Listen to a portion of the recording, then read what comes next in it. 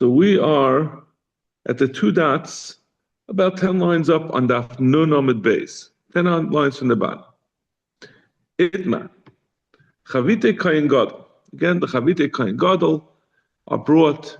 The Kain Gadol has a personal responsibility every day to bring these minchas. I think it's 12 loaves, like we're going to see. It says al machvas and ta'afini, that they should be baked and they're fried. He has to bring them every day. And how do they make them? First he bakes them, and then afterward he fries them. If you look at the side, the pasuk says,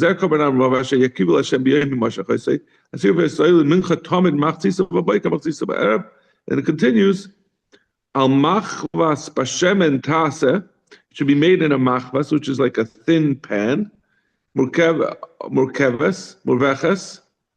mixed in with oil, tiviana, tufine mincha, baked as a mincha, minchas pitim, taka reach nichayich Lashem. So it has references to baking and it has references to frying. So Chibar Abba says, first you bake it and then you fry it. Ravasi Amar Chanina, but he says, no, first you fry it and then you bake it. Amar Chibar Abba, kavase didi mistaba. He said, it's more likely that you first bake it and then fry it. Tufini, the word tufini, which is an unusual word to describe baking. Tufine minchas pitim, which we dash in tufini, ta'afina no. We make it into two words. It should be baked in a fine way, in a good way. So, or while it's beautiful, which Rashi says that let's see, Rashi no b'shas afiyasa b'tanar tehino. That it should be fine. It should be pleasant at the time that it's baked.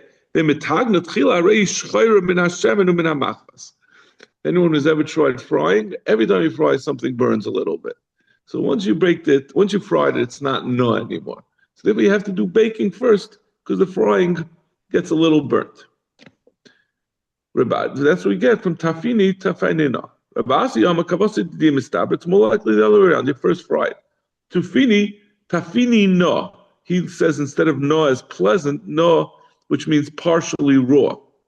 So how do you get something to be partially raw?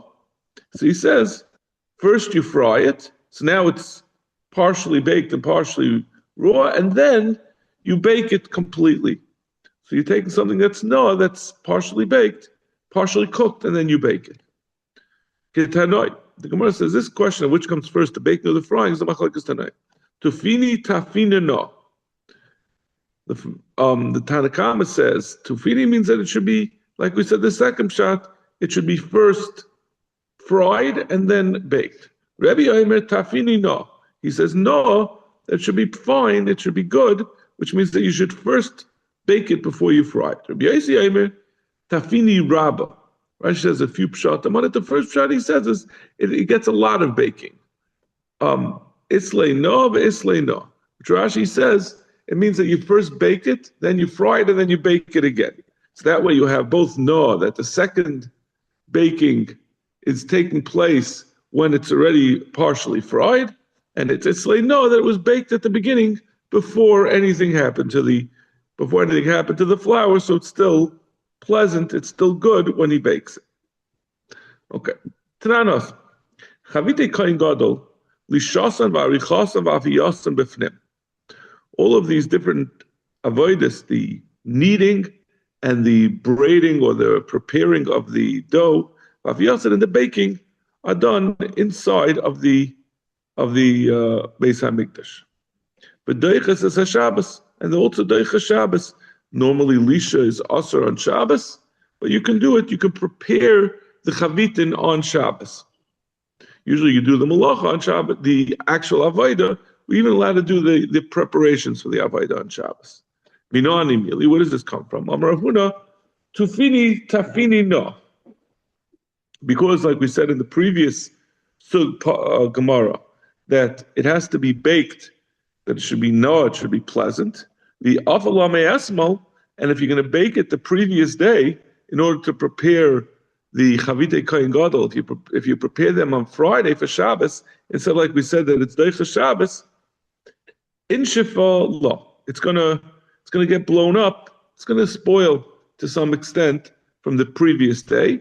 So in order to be mekayim, what the Torah says that tafina no, that you should bake it in a pleasant way, you have to do it on Shabbos so it doesn't get ruined at all. Maskav Rabbi Yosef, Emed the Kavash Lebi Yarko. Why do you have to bake it on Shabbos and B'deicha Shabbos? You have another option. Let's wrap it in a vegetable. You know, they didn't have saran wrap. So instead, I guess they used a lettuce leaf. That's what they used to wrap things up. So why don't you wrap up the bread in something to preserve it? And how does it tell you and is that the same reason why you're allowed to knead it on Shabbos? In other words, well, you have to knead it on Shabbos. I guess you couldn't. If you knead it the previous day, it would also go. It would blow up. I guess it would. Maybe that's what it means. That it'll blow up if you do everything the previous day, and then you wait for Shabbos. No, so you bake it that day. It's going to get stale. If you don't bake it, it's going to continue rising, and it will be unpleasant.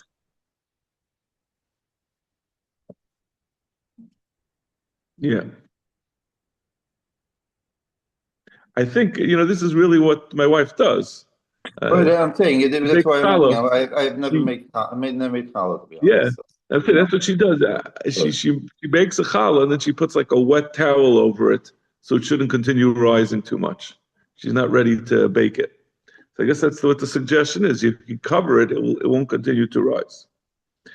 Debei Bishmol Tana. So in any case, we're stuck. Where do we know that that the avodah, the preparing the chavitim is deicha Shabbos? Tasa v'afilu b'Shabbos. Tasa v'afilu b'Tuba. The Torah says an extra word. Amachas Hashem and Tasa. What does that have to say, Tasa? The Talmud can tell you could even make it on Shabbos. Wow. Isn't it? Yom HaMitzvah is this coming Shabbos. I mean, this coming week, on Wednesday, right? Yes, the last few days I'm taking him to the shul in the morning. Very nice. When is he getting Aliyah? That could be in Eretz Yisrael or here? It's supposed to be in Eretz Yisrael. Okay, so if it's here, we'll join. If it's here, let's switch it to here. Yeah, we're on the bottom of Nineveh base. You got to figure there's a decent possibility. It was supposed to be the Shabbos after this one. Look, right after the next one, a couple of weeks. A week from the Shabbos. Shabbos Chol Oh, was it Chol Right. So it's been interesting then. So it was separate. And then again, and then I'm still gonna make it. I think Pesach will be fine. Okay. So we learn out that came just in time. We learn out that the preparation of the chafinim of the chavitin is deicha Shabbos because it says tasa v'afilu b'Shabbos, tasa v'afilu b'Tumah. Even if it's tamei, it's deicha Shabbos. Abaye says we learn it out from a different pasuk. Amakra soilus mincha tamid harei kaminchas tmidim. The pasuk says when it's talking about the chavitin, right? The chavitin are brought. There are two things that are brought every day. The chavitin are brought by the kohen gadol, and the tamid is brought. Chavitin is mincha, it's silas, these matbas, and the kvasim of the tamid are brought every day. So it's the Torah compares it. Arika minchas tamidin. The Torah says silas mincha tamid. That mentions the minchas tamid, the carbon tamid is brought every day. It's the same thing, just like the tamid is deicha Shabbos and it's deicha tumah. So too the mincha. That's Abaye's limit. Rava Amar al machvas.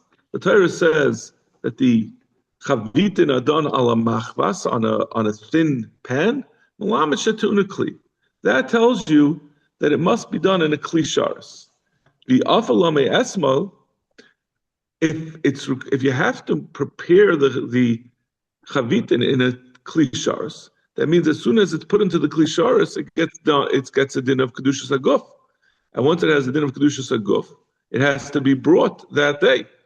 If you bake it the previous day and it was already in the Kli Sharis, if Salabalina, it's going to be possible because you're not allowed to wait a day with something that already got a Kedushas Haguf. Right? If you say that it doesn't have to be made in a Kli Sharis, you can make it in Stama Kli, so then you could do it theoretically on Friday. And like we said, you'll cover it with something so it shouldn't rise. But it's not going to be lina until it gets Kedushas Haguf, and it will first get the Kedushas Haguf the following day. But when you start the avodah with it, when you're makriv it, I guess. But if you have to put in a Kli Sharis, it's already going to be possible overnight from lina. Tanya Kavasa de Rava. We have a brisa like Rava. So this brisa is a long brisa, and the fact that it's like Rava is quickly forgotten, and then it causes its own trouble that will last the rest of the Yom. Tanya Kavasa de Rava. That Rava's pshat, the Rava said, Al machlas malamet shatuna kli. The brisa says, Al machlas malamet shatuna kli. It says exactly the same thing that Rava says, that it needs a kli, and therefore it's going to be possible. Then the brisa continues, B'shemen lahoisef lo shemen. It's coming to tell you that you don't need the normal amount of shemen. A minchas nedava. If someone gives a mincha as a gift, he decides he wants to be a besser mensch, so that you bring one lug of shemen with such a mincha. But the Torah says bashemen by the chavitin. That tells you give more than the normal amount of shemen. Any idea kama, but I wouldn't know how much. How are you done? So therefore, I'll try to make a cheshbon on it. Nemar kan shemen, but nemar halam b'minchas nesachim shemen. It says by the chavitin, minchas chavitin. It says shemen, and it says by the minchas nesachim, which Rashi explains the minchas nesachim means the nesachim that goes along with the carbon tamid. As it's going to be evident from the context of the brisa later on that this is talking about the tamid, not stam and minchas nesachim, and also from the fact that it's saying that the minchas nesachim, as we're going to see, has 3 lugin as opposed to 1 lug. So we say, what do we compare it to? Do we compare it to a regular mincha that has 1 lug, or do we or minchas nedava that has 1 lug, or do we compare it to the minchas nesachim, to the nesachim, the accompanying mincha that goes along with the carbon tamid of every day? It says shemen there. Malalon shloisha lugan lisar and afkan shloisha lugan lisar. Do we say we compare it to the tamid, the nesachim that go with the tamid that have 3 lugan, and therefore the chavitim will also have 3 lugan? A klachal derechzu nemer kan shemen v'never minchas nedava shemen. It says by a regular mincha and mincha nedava shemen. Alon lugachad afkan lugachad. Just like it's 1 lug by the minchas nedava, it should also just be 1 lug by the chavitim. The Gemara later on is going to ask, you just contradicted yourself. The beginning of the brisa said, b'shemen lahoisef lo shemen. It has to have some extra amount of shemen.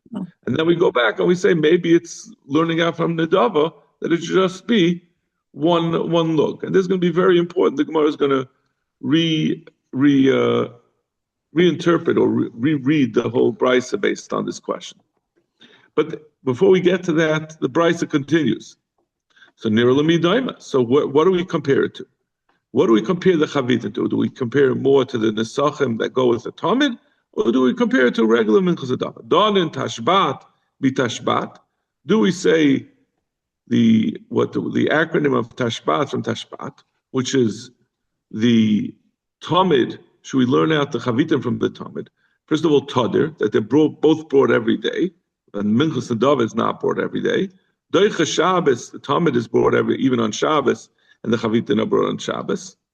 Doicha Tuma, like we said in the brisa before, both the tamid and the chavitin are doicha Tuma. If they become tamei, you still bring them. Vein danin. So we have tashbat, tadir, doicha Shabbos, doicha Tuma. Tadir, Shabbos. I don't know what the base was. B'chayva. I guess it seems like we take that out. But anyway, b'chayva, I guess the chayva, maybe they put it in on the side. Where's the base? In any case, chayva means that you're required to bring it every day, as opposed to nedava, that you bring only if someone wants to. So those are the reasons to compare it to the tadir, to the tamid, which is 3 lugin. Done in yagel miyagel. Maybe you should compare it to Nedava. Yochid, that the Nedava is brought by a Yochid, and the Minchas Chavitin is brought by the Kohen Gadol, who is also a Yochid. Beglal Atzma, it's not accompanying something else. The Chavitin is brought by itself, and the Minchas Nedava is brought by itself, as opposed to the Nesachim that come with the Tamid, that are coming along with the Kvasim of the Tamid. And Levina, also it has Levina, which again, the Nesachim of the Talmud do not have Levina. They ain't done a Yagel, B'Sheni Yagel, and therefore we shouldn't compare it to the Nesachim of the Talmud. And the Brisa leaves it at this, right? So he was trying to say, we said, let's learn out from the Talmud that it should have 3 lugin. And we say, but, just as easily could be learned out from the Dava. And that's where the Brisa leaves it. So he gives a response. Again, how do we know that there are 3 lugin of oil that come together with the chavitin? Silas mincha tamid. The pasuk says we couldn't learn it out from a donin, from just comparing them, but we can learn it out from a pasuk to say that we compare the chavitin to the minchas nesachim of the tamid.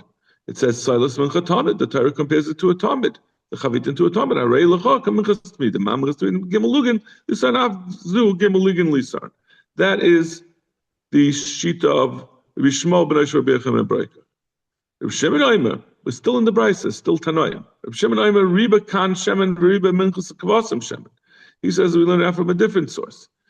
It says over here an increase of shemen, and it also says by minchas kvasim, which is a third way to refer to the mincha of the Talmud. Before we call it the minchas nesachim, the best thing to do would really be called the minchas Talmud, but some reason the Gemara just tries to confuse us. Minchas kvasim is again the mincha that comes with the Talmud. Right, the Talmud is a keves, it's a lamb. So it says by minchas kvasim shemen, mal alon shloisha lugin lisaron, avkan shloisha lugin lisaron. Since it says a ribuy of shemen by minchas kvasim, we add it. Like klacha derachzu, riba kan shemen, riba minchas parim be'elim shemen. Maybe before it's really the same discussion that we had before. So we were saying, why are we comparing it? It says a extra shemen by the Talmud, by the Nesachim of the Talmud, but there's something else that also has extra shemen. Riba b'minchas parim ve'elim. When someone brings a minchas and dava, but he doesn't bring over keves, but instead he brings, when someone brings a carbon, when he does not a pure minchas and dava, but if someone brings nesachim that come along with a carbon of parim or elim, he decides he's going to give a par as a shlomim or an ayel as a shlomim, and he was bringing a nesachim along with it. The Torah says you add shemen to such a mincha, and that shemen, as we're going to see, it's you bring extra flour. Normally, for an adava, a minchas adava, you bring 1 isaron of flour. On the parim and elim, you bring, I think the elim has 2. I think the elim has 2 isronim of flour, and the parim have 3, and you bring double that the amount of oil. So it's always going to be, if you have 2 isronim of flour, you bring 4 lugin of shemen, and the parim that I think has 3 isronim of flour, you bring 6 lugin of oil. So he said, "Malalon shnei lugin lisar." Just like by these minchas that come along with the parim and elim, we have a ratio of 2 lugin for each isaron. Afkan, also here by the chavitim, we have 1 isaron, shnei lugin lisaron. It should only need 2. It should be shnei lugin, not 3 lugin, like we learned out from the minchas nesachim. Nearly daimas. So now we have to decide: is it more daima to the nesachim that come along with parim and elim, was it more daima to the Talmud? Maybe I should compare it to the Talmud, the nesachim of the Talmud, because each of them only have 1 isaron of flour. And like we said, the ayil and the par is going to be 2 or 3 isronim. So now again we're left without a determination on this question, right? So Rav Shimon wanted to say, it says mincha by by Nisachim of Tamid, and it says Shemin by Mincha of the par and the ayil. And we don't know which one more likely to compare it. And again, the Mishnah leaves us hanging. Now the Gemara brings us. We're gonna address like these things that we've left hanging without really. The Brisa was a bit obscure in its structure. But first, the Gemara is going to get back to that kasha that we had asked before. Haguva kasha. Amrit b'shemen l'hoisef l'shemen. First, we said it says b'shemen, which is coming to say that there's some additional shemen over the normal mincha nedava, which is only one lug shemen. But the tani nema kan shemen, nema minchas nedava shemen. Then we say it says by minchas nedava shemen, so maybe we should learn out from mincha nedava. Then mincha nedava is one, and here it's also going to only be one. But we said that the extra word, it didn't have to say shemen, as we're going to see, because the Torah said already machvas. So that machvas means that it's fried in oil. So we know there's shemen to begin with. So why are you adding on? What do you have to, how could we contemplate that you learn it out from Menachos and David? It only has one look shemen. That's not a chaysaf of shemen. That's the same amount. That's the standard. So Amar Abaye. Abaye goes back and restructures the brisa. Mantana b'shemen lahoisef Reb Shimon, right? We had started the brisa. We said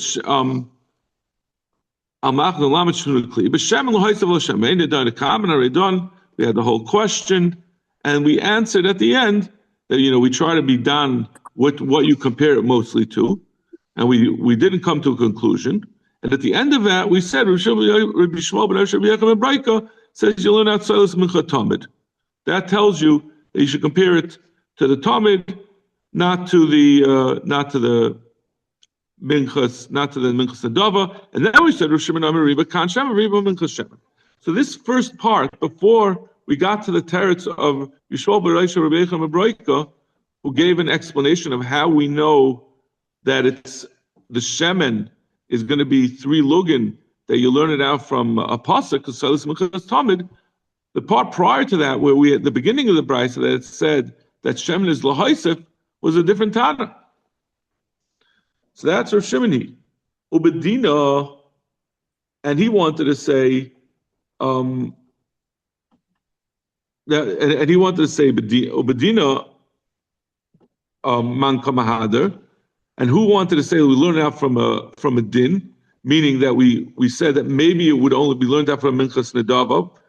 Rabbi Yishmael. That's Rabbi Yishmael, because Rabbi Yishmael did not agree to Rabbi Shimon's assertion at the beginning that Shemen is lahaisef. What's the answer? There are 2 different Tanah? There are definitely 2 Tanaim in the brisa.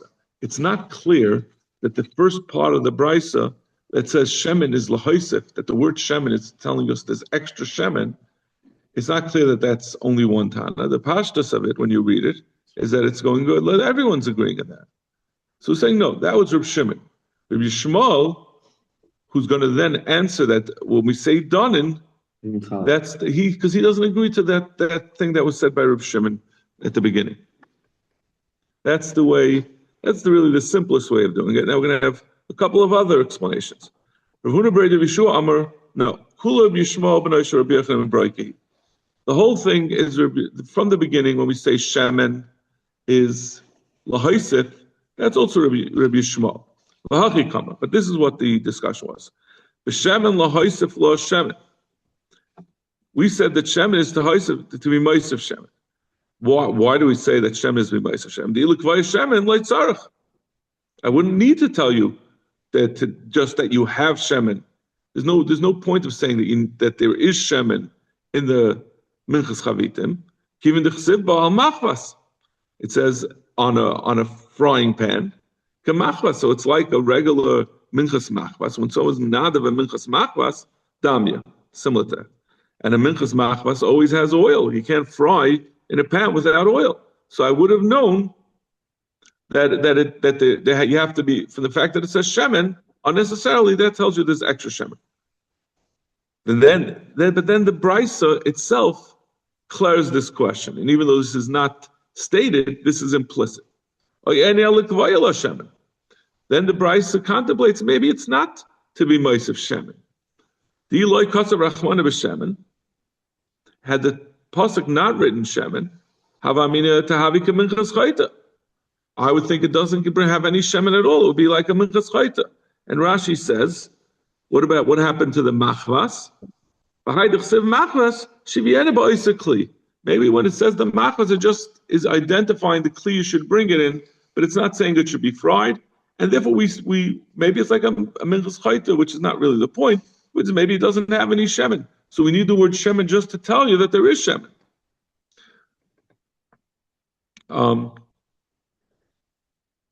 So now the first part of the brisa that we said. So what is it more similar to, Minchas Nedava, or is it more similar to the Tamid? That is really answering this question, the first question of whether the shemen is likvaya, whether it's just telling you that there is shemen, or is it telling you that there's extra shemen?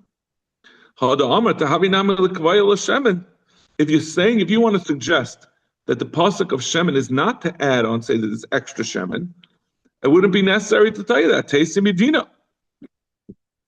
You could learn it out from by comparing what is it more similar to, Talmud of the mincha of the Talmud of 3 Logan, or the minchas Nedava. You could still learn to be Maisa from that. The Don Din of Alayashale, but it didn't work out. It turned out that it could be, even if you're done the din, it could be just one. If it's just Likvaya, we wouldn't know to do 3 Lugin, because that din that we wanted to make, the comparison we make, was inconclusive. That's why Rabbi Shmuel ends off by saying that you have to learn it out from a pasuk. So rather than the brisa first, so to encapsulate this pshat, rather than the we have learned till now, that first we say shemen is lahaisef, and then we say how much to be meisef.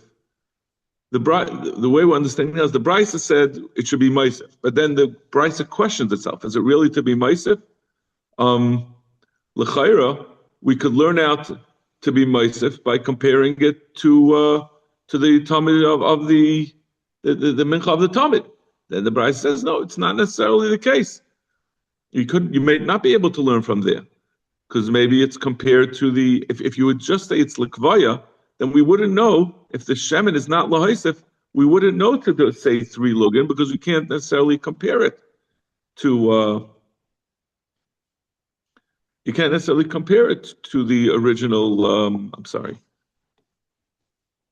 to minchas of the Talmud. So therefore, he says you have to learn out from a pasuk. That's the second shot. Rabba Amar Kula Reb Shimon. He says the whole thing is Reb Shimon. V'ilu loy ne'amar ka'amar. And he's saying, had we not said a pasuk of shemen, then we'd be stuck. B'shemen l'haisef l'shemen. B'shemen must be telling you l'haisef l'shemen. L'kvaya l'shemen. If it was just coming to l'kvaya l'shemen, l'tzarech kinuk saval machmas kamachmas damya. But actually, because since it says machmas, you could learn it out that it needs oil to begin with, so you don't need a pasuk for that. But actually, b'shemen, and then he says, and if it had not said b'shemen, yesh li b'din. I could have learned it out from this din, from comparison to Nedava.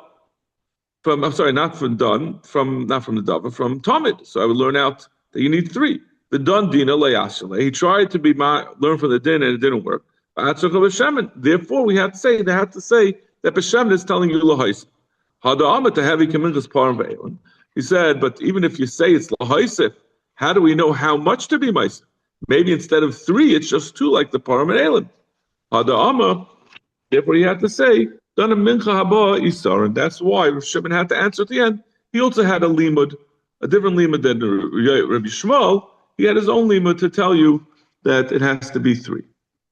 Okay, I know this is a bit confusing. It's not as bad as it seems, but it's always hard to reinterpret a brisa the 3 different ways.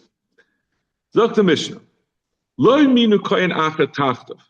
The Gemara in the previous blot had talked about what we do if the Kohen Gadol died in the middle of the day, right?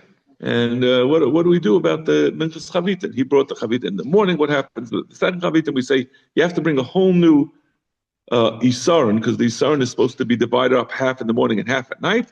So we take half for each one. They bring a whole new one, and half of it gets burnt, and half of it is brought. But in any case, we brought up the topic of if the Kohen Gadol died. What happens if a Kohen Gadol died, and it took them a long time to appoint another one? It seems this was very common in the times of Hanukkah. You know, from the Maccabees, didn't have the best Kehanim Gedolah. You didn't hear about this? They used to buy the Kahuna Gedolah. It was a very corrupt process, and they had very unworthy Kehanim Gedolim, and every year they would die by on Yom Kippur. Yeah. So that, you know, that's the short term. If it only lasts a year, it's like being an Ayatollah. It doesn't last very long. So, for different reasons. So, in any case, so they would constantly be dying, and people were not so eager to take the job, I guess, because they were going to die on Yom Kippur. So they didn't appoint someone else. So what happened with these Chavitei Kohen Gadol? Mishal mi ha'isa kreva. Who would pay?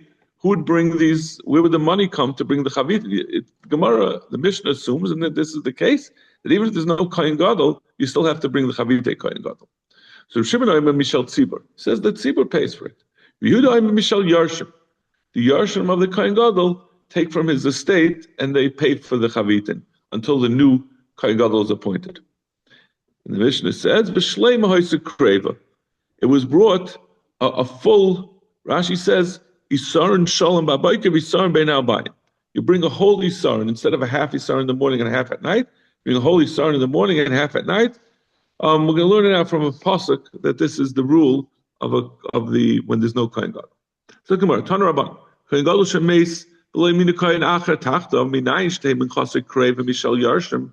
How do we know this price is going to be saying first the sheet of Rabbi Yehuda, which is the second one in our Mishnah? So how do you know it comes from the Yarshim? The Kohen who's Mashiach, the way we normally read it, the one who's Mashach from amongst his brothers, from the Banav of Klal of the Kohanim, but we darshan it to mean you make it from the children. The Yarshim are the ones who sponsor it when the Kohen Gadol dies. And then he learns out the second din. This is how Rabbi Yehuda learns out the second din that we mentioned in the Mishnah. That unusually, when there's no Kohen Gadol, you bring a whole Isaron instead of a half Isaron in the morning at night. How do you know you don't do it half and half? It says, the actual word oisa tells you it has to be a full Isaron, the whole thing. Hula below chadsha. Divrei Rabbi Yehuda. This is even on future days, not just that day that he died. Yeah, right. I just mentioned that we had brought up already the discussion. It's going to come back in the Gemara. But right, we're talking about not the day that he died. That, like I said, you have to get that. That was talking about where you appointed a new Kohen Gadol and how we should bring it. Now we're talking about, but there's no Kohen Gadol, which is a slightly different din. That you bring everyone instead of being a half as a whole, and the whole thing gets burnt, as opposed to when you appoint another Kohen Gadol, then you do the regular procedure, but you have a half left over because it has to be mekudesh as a whole isar. So he learns it out from. So again, some Banav tells you, according to Rabbi Yehuda, that the sons finance it, and Isa tells you that it has to be a whole isar. He learns, the Torah says that about the Chavitin, that it's a chak olam, mishel olam. It comes from the olam, from the ganze olam, from the tzibur. And kolol tiktir, the pasuk says, where's the pasuk? It's hard to find over here. It should be fully burnt. That tells you that the whole thing has to be burnt, meaning the entire Isaron gets burnt, both in the morning and at night. What time is it? Okay, let's go a little bit. Is that what the pasuk HaKohen HaMashiach, the Rabbi Yehuda? So going back and analyzing this price, we said Kohen Mashiach tells you that it should come from the Yarshim and not from the Tzibur. We need it for a different price. The day that he's appointed. Maybe it means that everyone is makriv the carbon. Either it means there's a bunch of different pshatim brought. Either it means that everyone chips in for both the Aaron and the rest of the Kehanim Hedyotis chip into his this chavitin that he brings when he's appointed, or maybe it means all the Kehanim. Let's leave with that pshat.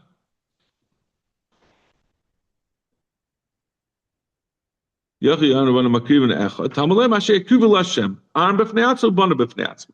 tells you that the Kohen Gadol does his own, and the Banav bring their own. When they're appointed, when they become Kehanim, they join the Avodah, then they bring their Chavit, and they don't bring it again.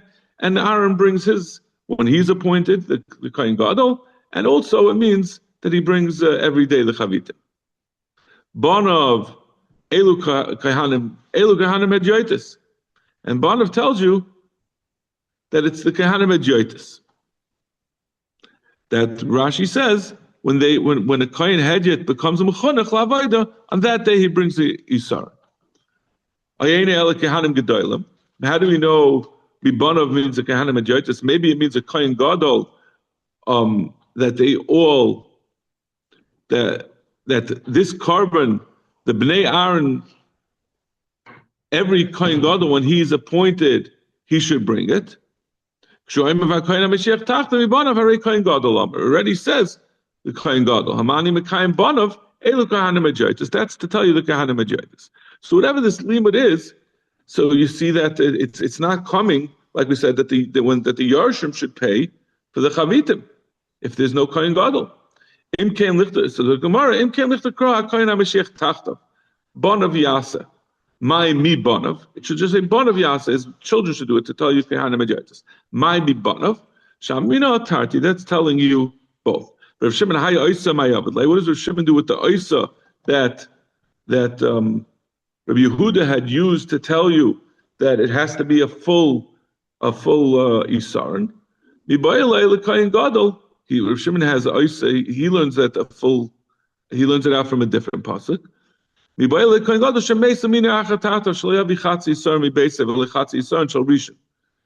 this is the din that we had said from the blot before, that if another Kohen Gadol is appointed in the middle of the day, that they split it in half. We had already learned it out in the previous blot. They learned it out from the word umachtzisa, that tells you vav. So the vav tells you that it has to be, if it's brought, that it has to be from a half. You can never bring just a half on its own. It has to be a half from a whole. Vav loy darsh. He doesn't darsh in the vav, so therefore he needs Isa for that. Reb Shimon had used chak olam to tell you it comes from the tzibur. What does Rabbi Yehuda who says it comes from the yarshim? What does he do with the word chak olam? Chuka la'olam tehei. Chuka la'olam tehei. That it should be forever. That's not just a one-time thing. That the chavitin keeps going on, and that all the different chavitin, the different minchas kehanim are permanent. Kol tikter lamali. What does he do with kol tikter? I only know the mincha of the kohen gadol is fully burnt. The Torah also says you're not allowed to eat the chavitin of the kohen hedget when they're appointed. That there's a lois essay. So there's an essay to burn the kohen gadol, and there's a lois essay not to eat of the kohen hedget. How do we know there's also a essay on the kohen hedget to burn their chavitin, and not there's a lois essay on the kohen gadol not to eat the chavitin?